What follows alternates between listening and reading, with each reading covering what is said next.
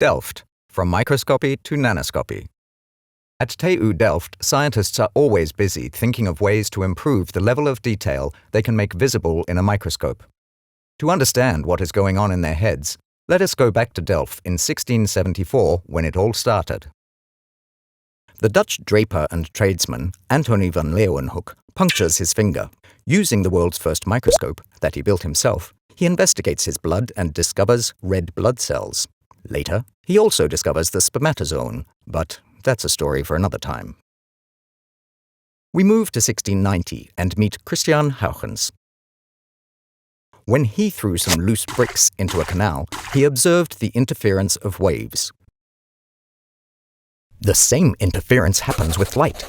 Plane waves focused at different angles by a lens onto a screen create an interference intensity distribution. As more and more plane waves interfere at different angles, they eventually produce a blurred spot. The width of the spot is determined by the wavelength of light. Onwards to 1905. In that year, as well as publishing his theory of relativity, Einstein showed that light is made of particles. He used the photoelectric effect. If light hits a metallic surface, electrons are emitted only for certain colors of light, and that can only be possible if light consists out of particles, called photons. The energy is given by Planck's constant times the frequency of the photon, or equivalently, by h times the speed of light, c, divided by the wavelength, lambda. For these and other contributions to quantum mechanics, Einstein received the Nobel Prize in 1921. In 1927, Heisenberg discovered the uncertainty principle and was able to apply it to microscopic imaging. I wonder, how certain can I know the position of a single molecule imaged through a microscope? The image should look like a blurred spot because of the wave nature of light. Now let's bring Huygens' wave picture and Einstein's particle picture together. Photons are emitted from the molecule and imaged by the lens onto the detector in the imaging plane. The photons arrive one by one and form a small blob, its width proportional to the wavelength of light. The maximum angle of waves captured by the lens and focused onto the detector is alpha. From Einstein, I know that the momentum of a photon is Planck's constant h divided by the wavelength of the photon. If a molecule now emits a photon, its momentum parallel to the detector changes in an unknown direction by plus or minus of h divided by lambda, multiplied by the sine of alpha. And if the molecule emits n photons, the spread in the change of momentum is the square root of n times this expression.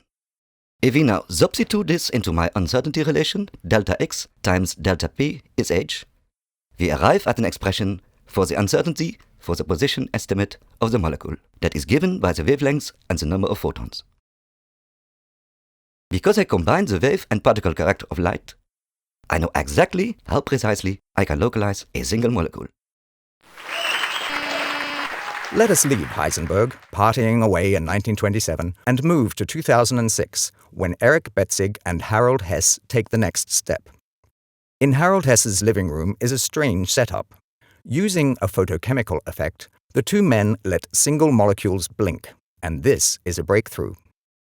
If you image many molecules at once, you cannot measure all of their positions because of the significant overlap of their spots. Compare this with stargazing. Two stars very close to each other appear as a single blurred spot.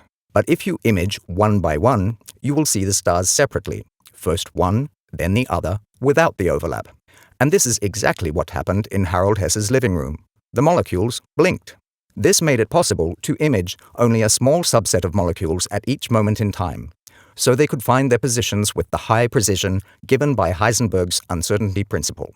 By repeating this process, all molecules in the sample could be imaged, leading to precise knowledge of their positions. In this way, Hess and Betzig obtained a much crisper image than people had previously believed possible. For this, the Nobel Prize was awarded to, amongst others, Erich Betzig. He and Harold are still best friends. Let's return to Delft. The most powerful graphics cards, initially used for gaming, are now used in Delft for super-fast computations on super-resolution microscopy images, for example, in biomedical applications. Using super-resolution microscopy to visualize structure at sub-diffraction length scales, we reveal the nuclear pore complex. These complexes are the gateways between the cell nuclei of our cells and the cytoplasm, and as such responsible for the transport of RNA, which in turn sets in motion all protein production in the cell. We image many hundreds of these complexes at once and then combine them into one single image of a complex. By computationally combining information from many complexes into one, we can reconstruct it with even higher detail.